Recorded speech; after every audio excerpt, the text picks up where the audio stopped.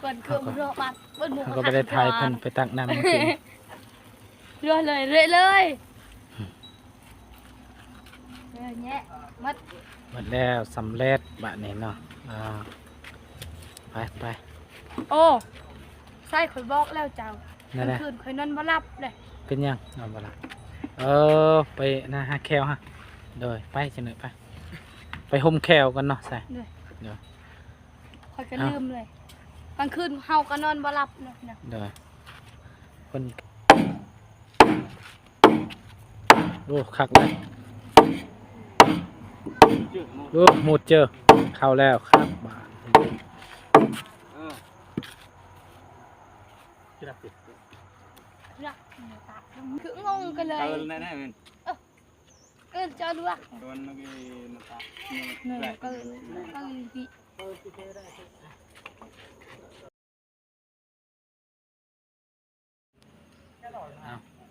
เปิดคลิปเปิดภาพมากะยามแรงๆเด้อพ่อแม่พี่น้องเนาะเอาตอนนี้กะยังอยู่เฮือนต้นกาเนาะพ่อแม่พี่น้อง คือเก่า คือเก่าเนาะพี่น้องก็กำลังเพิ่นสิเบิ่งเพิ่นประกอบนี่แหละประกอบเสานี่แหละพี่น้องเนาะก่อนอื่นก็ทักทายสบายดีเด้อเนาะสบายดีและสวัสดีพ่อแม่พี่น้อง FC เมิดสุขคนบ่ว่าอยู่ในและก็ต่างประเทศก็ยินดีต้อนรับเข้าสู่ช่องบ่าวบุญคงคือเก่าเนาะไปบัดนี้เราสิไปเบิ่งเพิ่นอ้าวสบายดี สบายดีเด้อ เลย เป็นเสื้อมาแล้วพี่น้องโอ้ยหนาว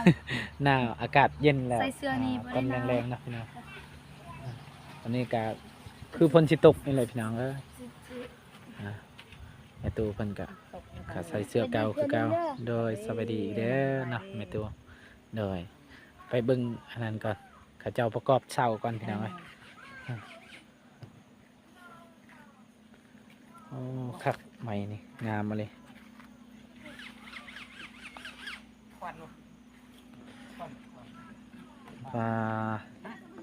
ไวรีเพิ่นเห็ดคักอลีแบบนี้แล้วคักพี่น้องเพราะว่าอันเฮือนบ่าวบุญคงนี่ก็ห้างอลีตัวนี้เพิ่นบัดก็เพราะเพิ่นเอาไม้ตัวนั้นอีกเสียบใส่ตัวนี้โอ้คักอลีแน่นคักไม้แบบว่าไม้มันตายแล้วไม้ตะดนแล้ว มันแห้งแล้วแห้งคักแน่นบ่ติงคักสร้างเพิ่นก็สองคนเพิ่นเป็นเห็ดละเอียดพี่น้อง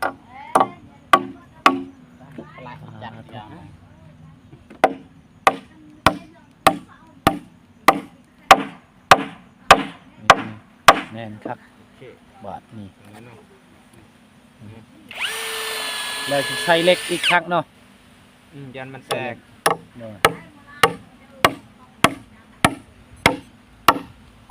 สบายดีอีกเทื่อนึงเด้อสร้างเด้อ สบายดี เลยสร้างเพิ่น ล้างเฮ็ด โอ้ เลยนี่ ก็ไวสมควรช่องคนเพิ่นเฮ็ดแท้เนาะไม่ได้พักเลยเพิ่นก็ได้กินข้าวแล้วก็พาดต่ออีกเด้อพี่น้องอืม ปัก เยี่ยคัก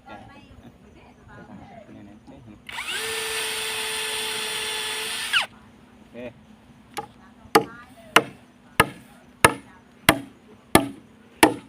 โอ้ย มาโทษเรียบร้อยบาท เจ็บบ่คง แจ๊บแล้วคักแล้วปรับมักสิบเลยแบบนี้ มักสิบนี่แจ๊บคักตัวนี้อันนะแบบว่าไม้มันเปลือกซื่อๆตัวนี้แต่ว่าโอ้คักอยู่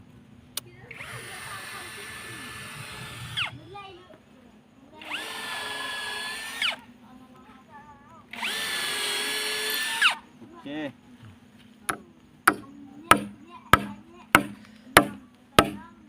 chỉ karena entah aku veo karena bay tao nãy giờ này แน่นคักแบบนี้ ก็มันสิอ่ะแบบจะเอาเนี่ยเอาไว้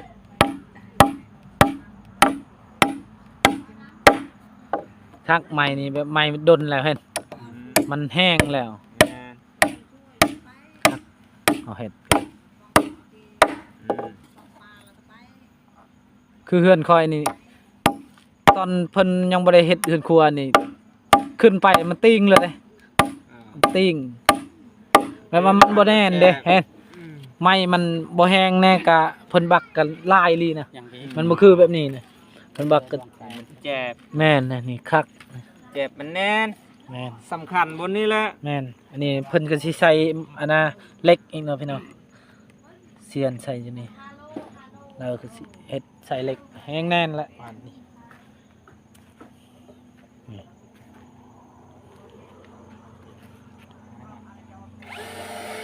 นี่คักไวละเอียดเพิ่นเฮ็ด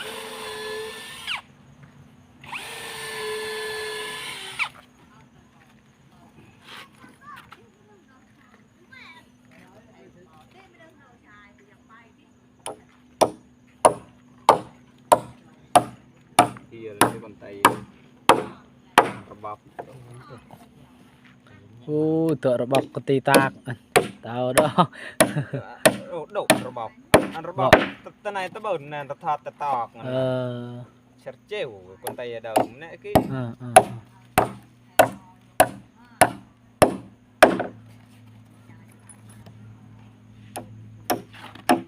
เท่าแน่นคักบาทนี่ โอเคอ่ะ คักครับพี่น้องแล้วบาทนี่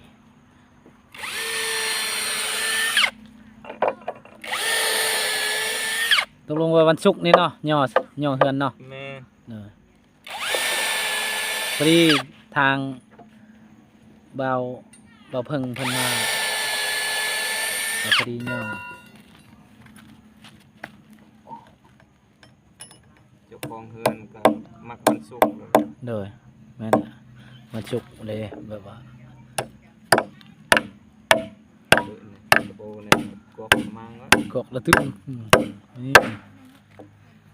ตะปูคดแกยังเฮ็ดได้เห็นบ่สร้างห้องแท้ มื้อหน้าเราบ่ชื่ออีกตะปูงามๆเอาตะปูคดรถ ให้เพิ่นตอบ ใช่ได้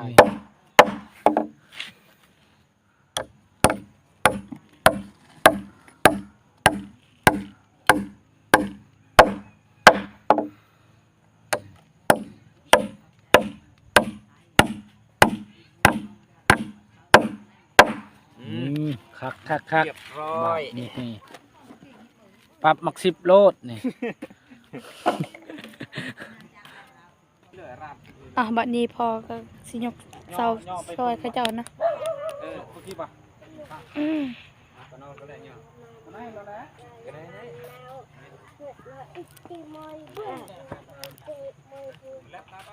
จะมาในช่วยได้ยังแต่ละตาเจ้าในแกช่วยในเกลือ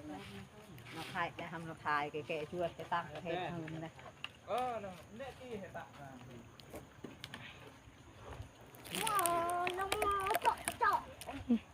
เพิ่นก็กำลังสิยกเสา มาไปโลด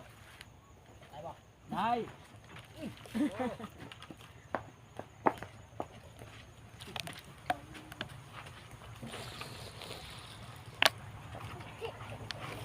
มีแต่พอที่แหละมาซอยเพิ่นเนาะ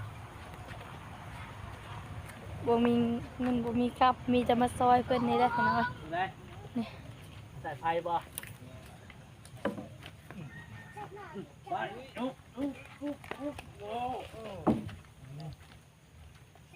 นักอยู่เนาะ เสา18 เสาเฮาเท่าใด เสา16 17บ่ฮอดนะ16นี่แหละมือไปช่าง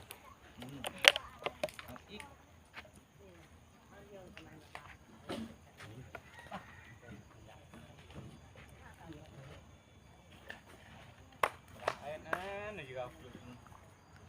นั่นกระคนไหนเรื่องหนักแล้วมาหาก็เนี่ยเงินอันเด็กก็อยู่ แต่ว่าเซาขึ้นไว้บ่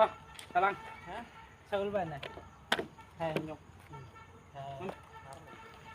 เป็นคาราห้าบ่ล่ะเซาขึ้นอ่ะดูว่านี่ ให้พี่น้อยเสาเพิ่นฮอตตัดเสาเฮาฮอตบ่พอเอาเป็น หาก็โอเค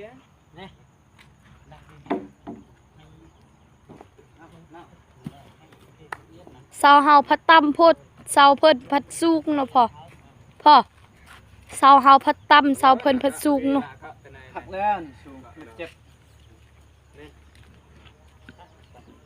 อืม ดีเลยวะ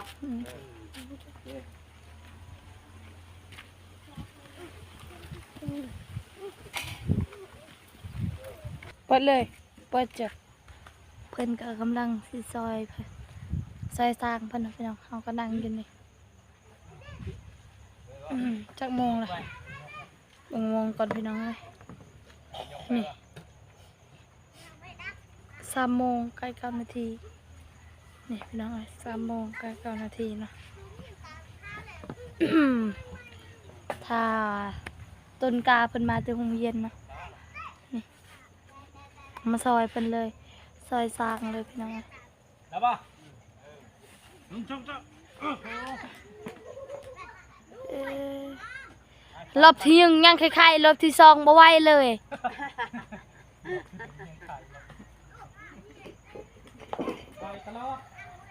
รอบที่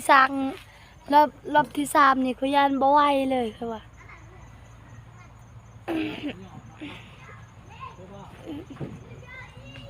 อึบพี่น้องเอ้ยเอาก็นั่งอยู่โต๊ะนี่บ่อยากไปพุ่นนะนั่งอยู่นี่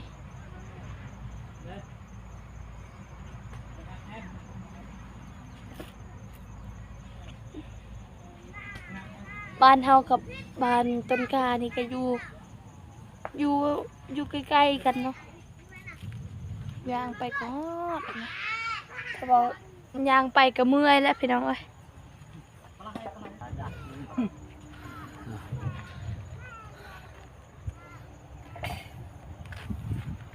10 กรอบตัวนี้แหละมื้อนี้เลยประกอบเสามื้ออื่นกะเพิ่นกะสิขุดตีนเสานี่แหละนี่ขุดตีนเสาอยู่นี่แหละพี่น้องแทกตีนเสาแล้วก็สิขุดเรียบมือวันศุกร์แม่นเพิ่นสิย่อนี่แหละนะ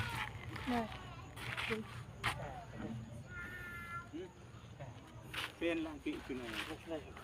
เนี่ยเนาะ เปลี่ยนดาวเวียน ก็ไอ้ต้นกาจูไอ้เร็วเถอะจูเลยเนาะ แม่น ถ่ายดูมีดาว มีรอยแล้วกู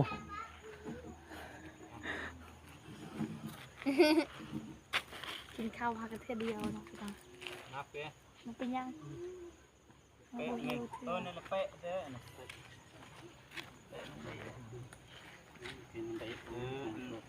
อันพวก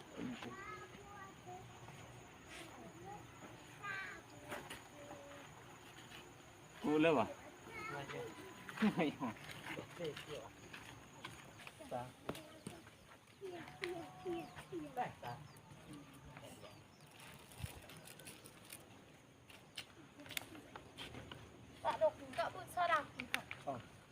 แมวมัน ปัวคือกระชังดาวปัวสายเทปมันจอกกระจอกตัดดงแต่เต้าก็เบี้ยวเนี่ยหานมัวมาหนุกเอาอีกเต้าก็กระยามาเนี่ยเดือดตัวเดือดอ่อนตัวตัดเลยป่ะ ละไปตะมาจอกกันจอกเป็นเจ้า คักแน่นบัดนี้โอ้มีคักแล้ว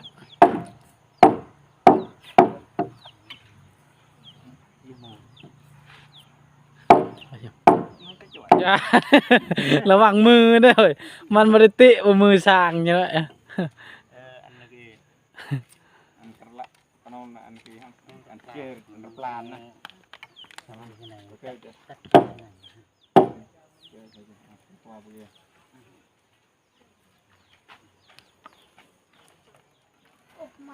ไม่ยังไม่18 นี่บ่ไม่แม่นเลยไม่18 เพราะว่าสิบ่คือข่อยเคยได้เพื่อนมาแล้วนะไปจื้อได้ เป็นจะได้สร้างเฮ็ดนี่โอเคบ่ เอ้ยอยู่ โอเคงามเนาะ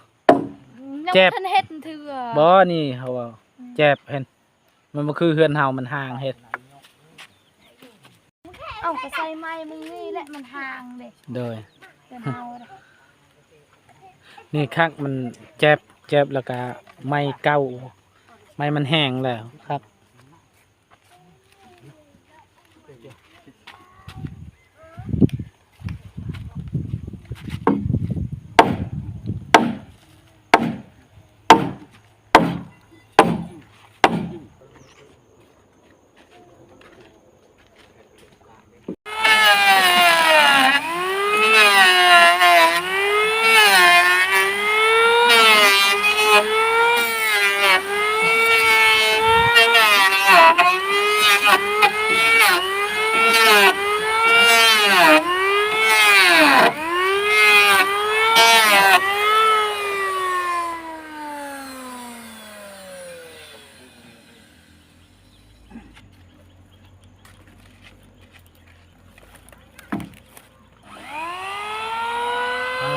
คักแห้ง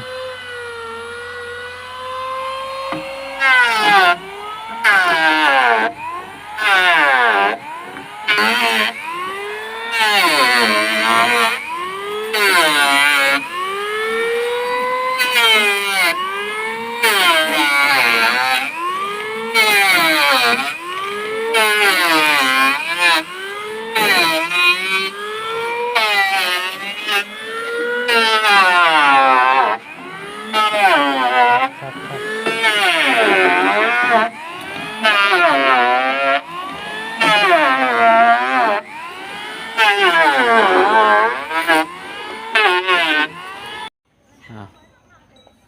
บัดนี้กะย่อตัวนี้แหละพี่น้องย่อเสาตัวนี้ครับที่ประกอบมันแล้วนี่แหละมีช่องเสา4เสาเลยใส่อย่างอีกเสาหนึ่งสบายดีเด้อต้นกาโดยหากนมาแต่ห้องเรียนบ่ ด้วยห้างก็เหมือนแล้วเพียน โดยกะ เอาแต่แก่ เฮามาตั้งแต่เมื่อกี้นี่แหละแต่ว่าบ่ทันจ้ะ ดีอยู่ ฮักก็มา โดยโดยบ่เป็นหยังโหอยู่น้องไปโรงเรียนแต่ว่า โดย เขาอยากมาน้องใส่ เป็นอะไร ฮักกะบาดกินสม เลย บ้านมัน สิเบิ่งตุนกาไปหดผักบ่ ไปบ่ตุนกาหดผัก ใช่แหละ ไปใส่ อันต่อไปแล้ว ไปแล้วและไป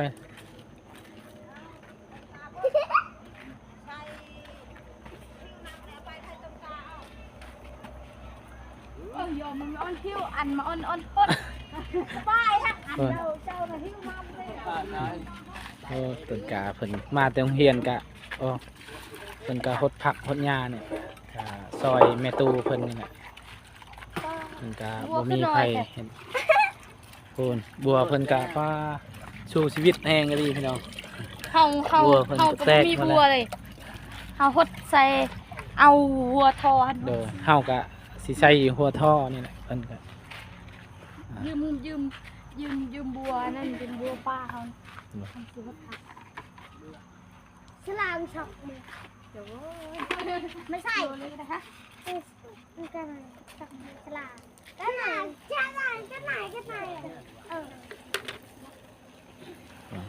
เพิ่นมาแต่โรงเรียนกะซอยแม่ตู้ก็ตู้หดผักกะชวนผักเพิ่นนี่แหละกะน้อยเนาะแต่ว่ากะพอได้กินเนาะต้นกาเนาะ Mình được, phần mắt ngam. nó tám tao nếu mình cháu mà có đây chặt thì 18 mẹ tám tao chưa như thế này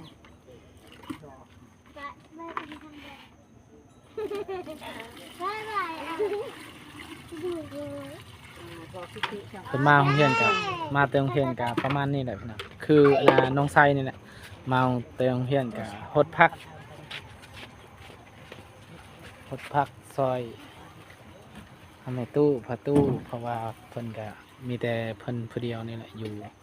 แม่ตู้พอตู้เพิ่นก็เฒ่าแล้วมีแต่เพิ่นนี่ ให้เป็นฮอดเฮาเป็นคนนายนะ น้องใส่ก็เป็นคนนายน้องใส่ว่าน้องใส่ก็เอานำเอานำให้เพิ่น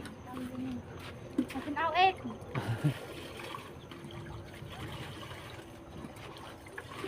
บ่อยากลองตลอดเลยนะเพิ่น บ่อยากลองใส่ว่าลองตลอดเลยหดพักอะเพราะว่าน้องใส่ก็เคยหดพักแบบนี้แหละ ทอดคอของเขาได้เลยแหละ โดยอันน่ะบัวนี่บ่ โดย โดย เขาทิ่มละไม่ตู้ข้อของเขา โดย เขามียังซื้อมีเงินซื้อแล้วบ่มีหยังซื้อเอง งามพุ่นมาแปลงเพิ่นกัน มีเงินเกี่ยวมียัง ผักตุดกากงามมาดิ มาอยู่ชิมเคยรอคนมาเดินเวลาพวกเราพอเป็นเพื่อนมารอ ขุเพิ่นกระแตกอันน่ะบัวเพิ่น รอสิแต่อันแปะน้ำน้ำทางหัวยูนกูรอริมอะไร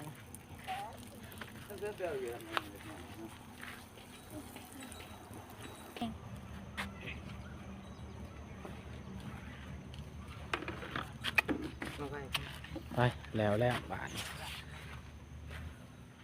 เพิ่นก็มาเตียงเฮียน เลยไปเลยเลี้ยว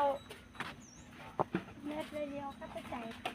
อ่า แต่เป่าไปหน่อยทันปตมวย ไปบ่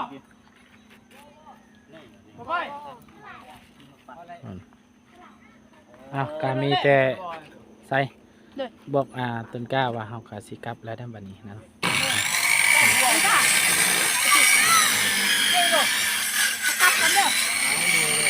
สิกลับแล้วต้นกล้าเพราะว่าเดี๋ยว เอาเพียงคนนี้ก็จะกลายเป็นคนที่มีกันเด้อขบุญคนเพียงขบุญที่สำคัญตามนะครับมาที่นี่ไปแล้วสวัสดีเด้อ โดย